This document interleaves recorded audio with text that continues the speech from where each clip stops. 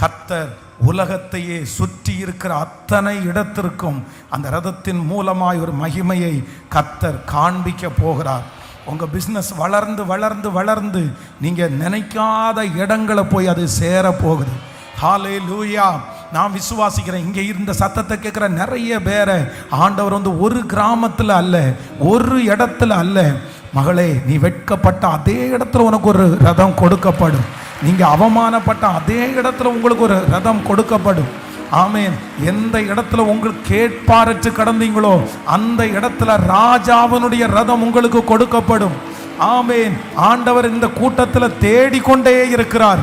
வாஞ்சை உள்ள ஒவ்வொரு பிள்ளைகள் மேலும் அந்த ரதம் கொடுக்கப்படட்டும்.